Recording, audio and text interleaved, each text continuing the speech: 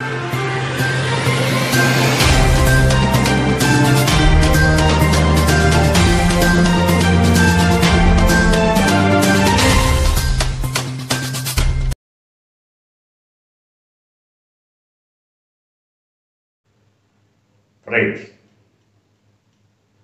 ఆంధ్రప్రదేశ్లో ఘోర ఓటమికి పరాజయానికి గురైన వైసీపీ అంతర్గత వ్యవహారాలు రచ్చగెక్కిన తర్వాత ప్రజలకు ఒక అయోమయ వాతావరణం ఏర్పడిన మాట వాస్తవం.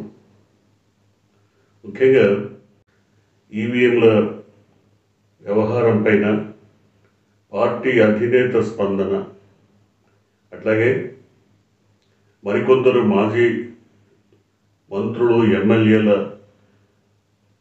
ధిక్కార స్వరం, ఇవన్నీ కూడా ప్రజల్ని ఒక అయోమయంలోకి నెట్టేస్తున్నాయి.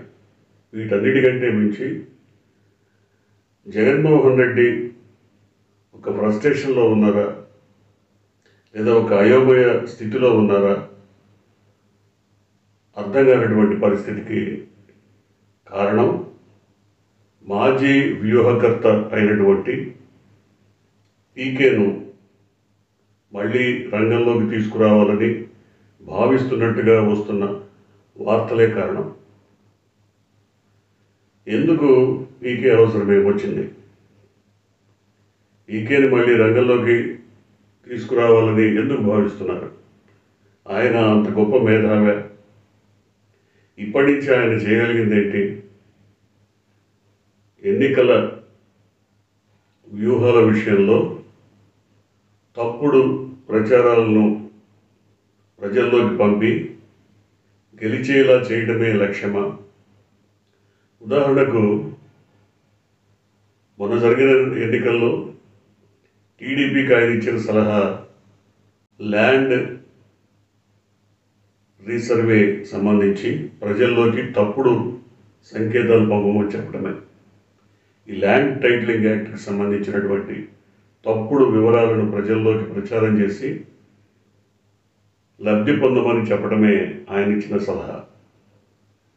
అలాగే మరికొన్ని, అలాగే లిక్కర్కి సంబంధించిన పూర్తి డేటా అందరి దగ్గర ఉంది. చంద్రబాబు హయాంలో 12 డిస్టిలరీస్కి ఇచ్చినటువంటి అనుమతులు తప్ప జగన్మోహన్ రెడ్డి ప్రభుత్వంలో ఒక్క డిస్టిలరీకి కూడా అనుమతి ఇవ్వలేదు.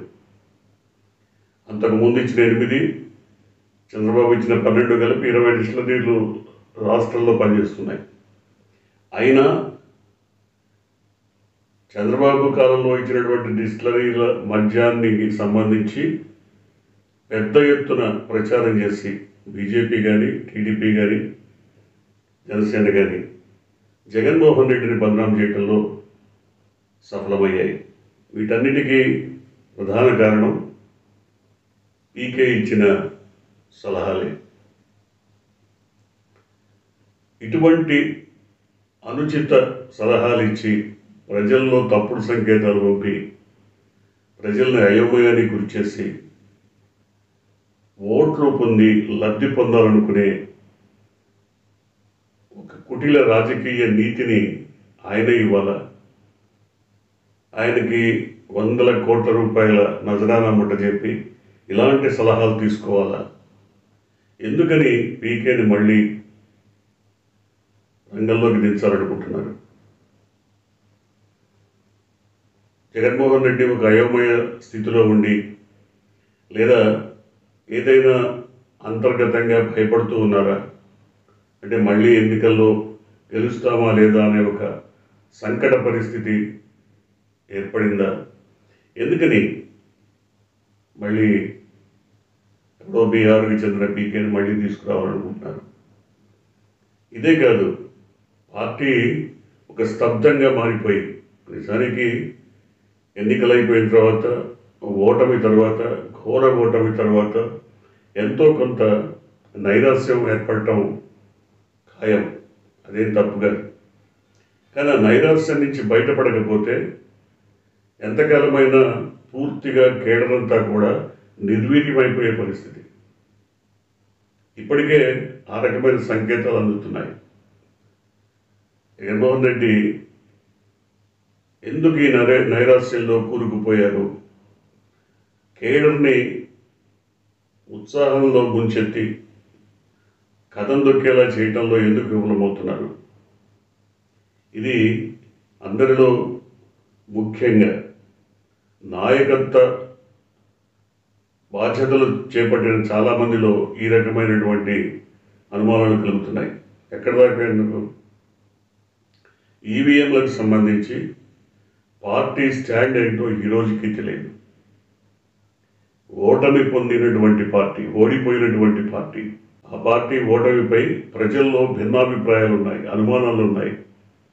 ఈవీఎంల మాయాజాలం వల్లనే పార్టీ ఓడిపోయిందని ప్రజానీకం కూడా భావిస్తోంది, ఓటర్లు భావిస్తున్నారు, నాయకులు భావిస్తున్నారు. కానీ ఈవీఎంలకు సంబంధించి పార్టీ వైఖరి ఏంటో తెలియదు. ఇదే విషయాన్ని ఇవాళ బాలినేని శ్రీనివాసరెడ్డి కూడా చెప్పారు.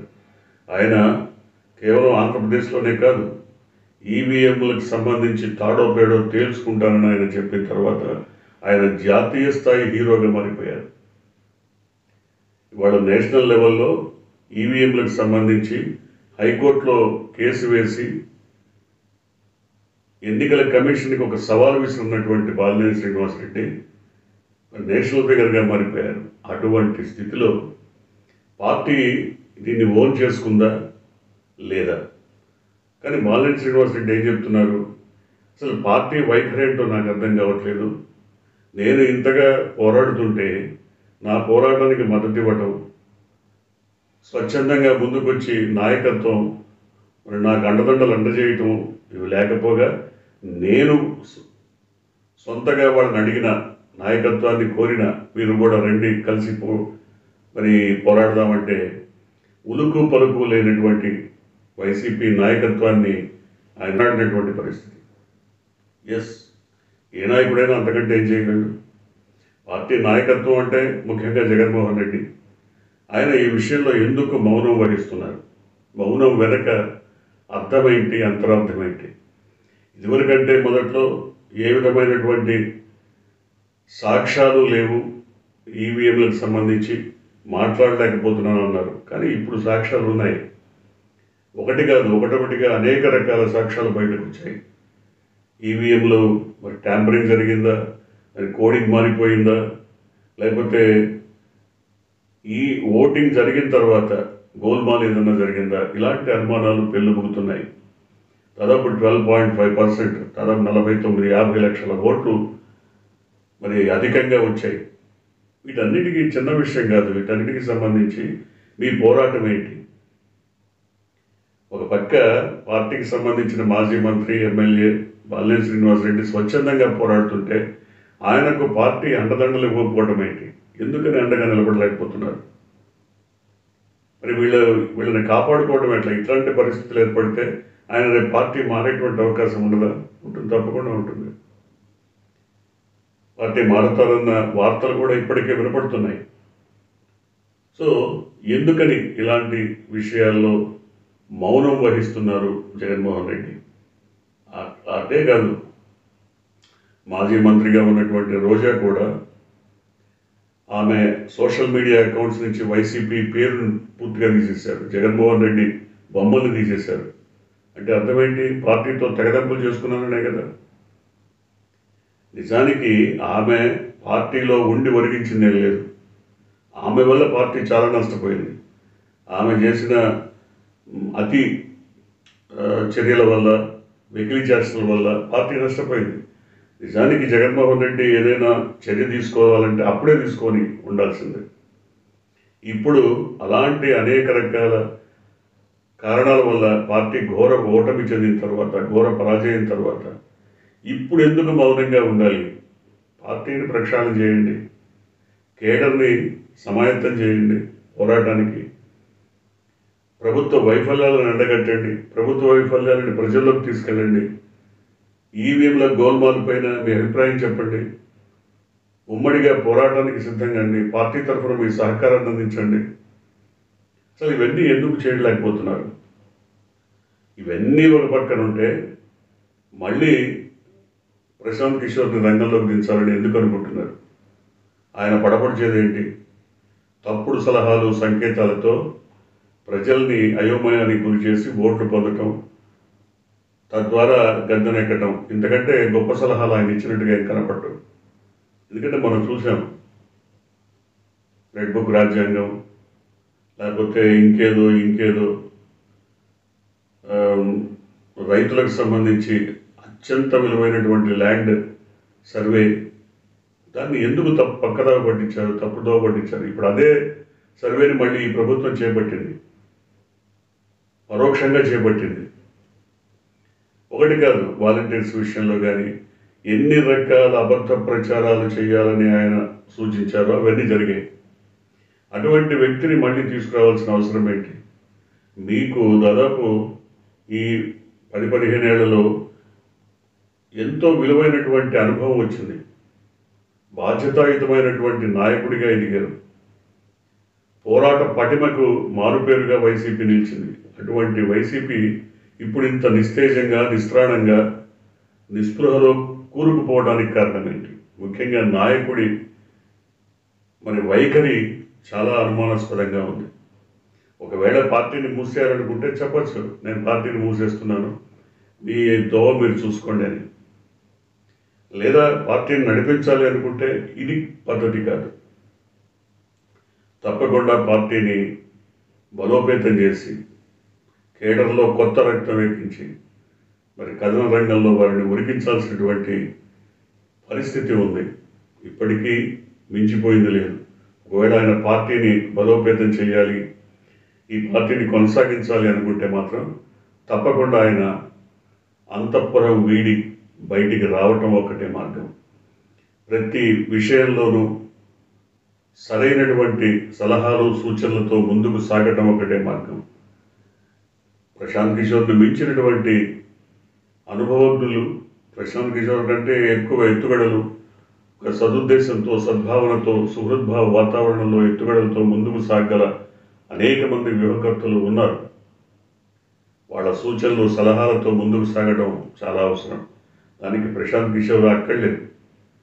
ప్రశాంత్ కిషోర్ ఇప్పుడు వచ్చి చేయగలిగింది కూడా లేదు. ఒక్కవేళ అవసరం అనుకుంటే 29లో ఎన్నికలకు ముందు ఆయన తీసుకొచ్చుకోవచ్చు. కానీ ఇప్పటి నుంచే ఆ పీకే టీంని మేపాల్సినటువంటి అవసరం లేదు. ఏది ఏమైనా ప్రభుత్వ వైఫల్యాలు ఒక పక్క ప్రజల్ని అతలాకుతలం చేస్తున్నాయి, ప్రజల్ని వెంటాడుతున్నాయి. ప్రభుత్వంలో ఉన్నటువంటి వాళ్ళు మౌనం వహిస్తున్నారు. ఎలక్ట్రానిక్ ఓటింగ్ మిషన్ల పైన మీ వైఖరి ఏంటో చెప్పమని ఎవరడిగినా ప్రభుత్వ పెద్దలు, కూటమి పెద్దలు పూర్తిగా మౌనాన్ని ఆశ్రయిస్తున్నారు. అంటే ఏదో జరిగిందని అందరికీ అర్థమైపోతుంది. అటువంటి పరిస్థితుల్లో ఒక బేలతనంతో ఉన్నటువంటి ప్రభుత్వ పెద్దల వైఖరిని ఎండగట్టి వాళ్ళ స్పందనను మీరు రప్పించేలా ఎందుకు కృషి చేయటం లేదు? ఈవీఎంలపై కూటమి వైఖరి ఏంటి, కూటమి నాయకుల వైఖరి ఏంటి, వాళ్ళు ఏం చెప్తున్నారు, ఏం చెప్పాలనుకుంటున్నారు? ఏం జరగలేదని అంటారా, జరిగిందని అంటారా? ఎందుకు ఆ పార్టీకి సంబంధించిన కీలక నాయకులు రహస్య పర్యటనలు చేస్తున్నారు?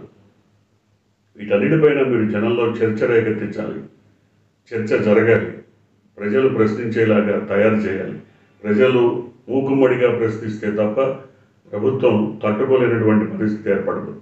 దానికి పార్టీ పరంగా మీరు బయటికి రావటం ఒక్కటే మార్గం. చూద్దాం, జగన్మోహన్ రెడ్డి పార్టీని నడపాలి అనుకుంటే మాత్రం ఖచ్చితంగా ఆయన బయటికి వచ్చి పరిస్థితులను చక్కదిద్ది కేడర్ని పోరాటానికి సమాయత్తం చేయడం ఒకటే మార్గం. ఏం జరగబోతుందో చూద్దాం.